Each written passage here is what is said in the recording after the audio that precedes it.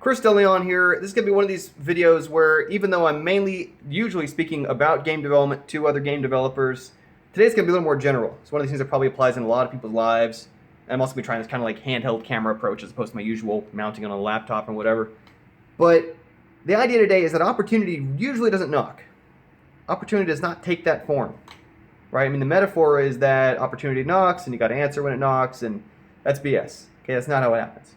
Knocking implies that you're going about your routine. You're busy doing your other stuff. Head down, just doing your work, whatever's assigned, whatever the task is, whatever. And then suddenly, there's a rapping at the door, and that interrupts you, and it calls your attention to it, and it says like, "Hey, over here, there's an opportunity.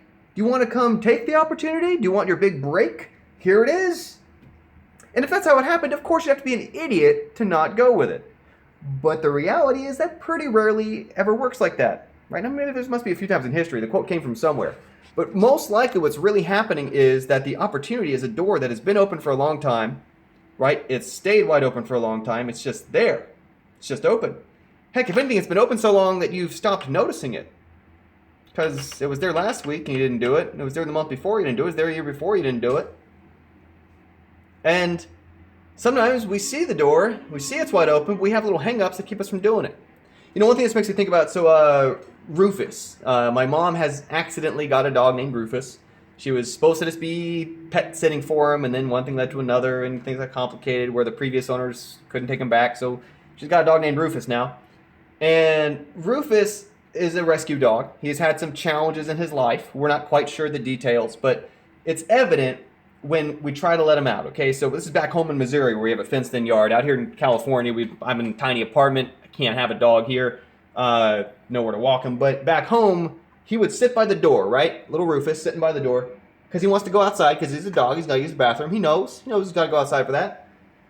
So he opened the door and started letting in the cold air because, again, you're in Missouri here. And Rufus won't go outside. He just won't do it. He just sits there. Or he'll kind of like stand there and kind of start to kind of poke his paw out towards the door, but then kind of back away and get kind of look at you, and he's kind of half looking at you in fear and half looking at you for approval, and then he'll kind of like think about it again, and there's this back and forth, but you gotta kind of talk him into it, coax him into it.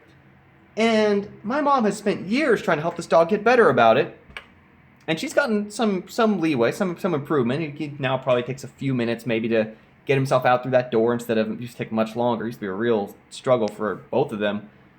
But here's the thing, right? Obviously, this dog has been a victim of some kind of abuse or trauma in his life, in which I don't know if he was yelled at. I don't know if he was physically abused by people. I don't know if maybe it was well-meaning owners and the dog ran out the front door and almost got ran over, and in their fear, they panicked and just screamed at him. Or maybe he got bit by a dog when he went outside. Whatever the heck might have happened to this little dog, he is now afraid to step through a door from inside to outside. And the problem is, whatever the heck happened to this little dog, he's got the wrong association. He overgeneralized. See? He thinks the problem is stepping through that door equals pain. He thinks going outside is the problem. When the reality was, the problem was running out into the street, or some much bigger dog he wasn't watching for, or maybe it was something that was 0% his fault, nothing he could have done about it if he just had a crummy owner. Right? Maybe he just had an abusive, alcoholic, idiot of an owner. We don't know. But whatever it was, the mistake isn't stepping outside through that door. We got to be smarter than that dog. And that sounds unfair, but a lot of us have this problem where by a certain age, we've all been through some kind of stuff. We all have some kind of baggage. Everybody's is different. Some people's is more severe. I'm not trying to downplay the significance. I know everyone's been through different stuff.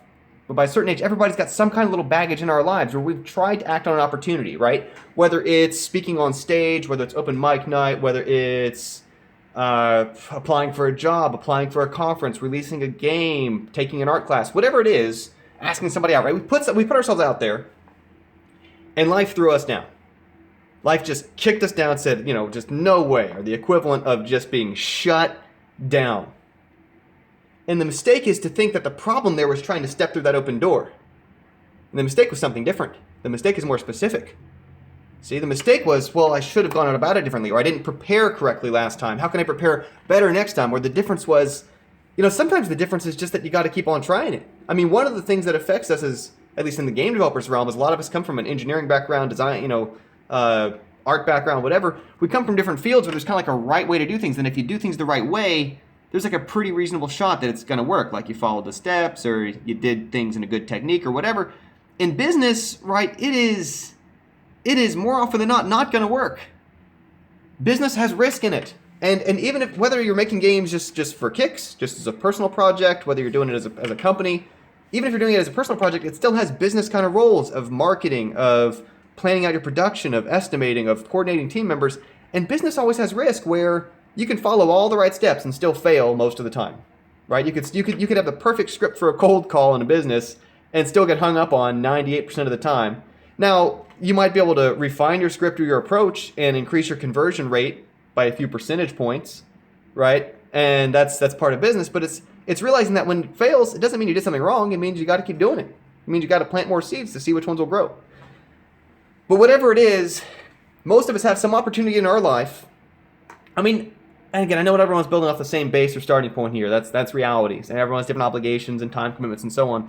But if you're watching this on a computer, or even a smartphone or tablet or whatever, and you have an internet access, both of which I'm assuming are true because you're here, you are in a better position, even if that computer isn't yours, even if it's your parents or the libraries, you're in a better position to reach more people in the world with good work than most people were either A, anywhere in the world now, a lot of people still don't have that kind of access, or B, even like 30 years ago, where any kind of real measurable reach meant starting a magazine company, meant owning a TV channel, meant having access to these really restricted means of distribution and access that now, like, we just take for granted. Like, so many of us have it so easy by comparison of, like, if you write the right article that really resonates with people about, like, they get your explanation and you're helping them in their lives. Even if there's a lot of explanations out there, you finally put it in words that they say, yes, I get that. I see its connection to me now, right?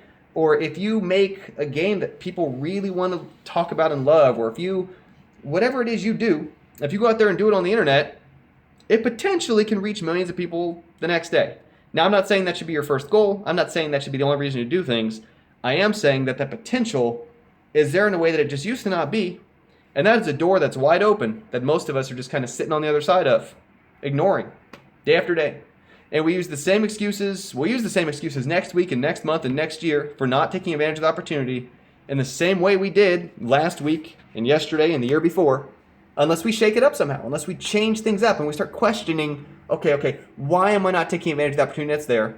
And or what opportunities am I overlooking in my life? That door's open, but I've just gotten so used to not stepping through it. Or that I've got these little hang-ups that are blocking me from going through it, and those hang-ups are not in touch with reality. Or it's a simple case, too, of like, there's this great line, I think it's Stephanie McCrane, where the master has failed more times than the beginner has ever tried. Right? And I love that, because part of what happens, too, is that anyone who's good at anything, a good artist, good business person, good programmer, a good anything in life, they failed a lot of times. They failed a lot of times to get there. The difference between them and the other people is that they kept going after they failed. That each one of those times they failed, they put that in their tool belt of, here's a way I'm not going to fail again next time. Right? It's like the velociraptors in Jurassic Park. They don't touch the same part of the electric fence twice because they're looking for weaknesses. People who stick around through all those failures and keep doing it are the ones who like wind up being like veterans of it, who know the terrain, who know what to look out for, who can anticipate problems, not because they're geniuses, but because they've stumbled into them before, had a big fallout from it, and said, okay, well, next time I'm doing it differently.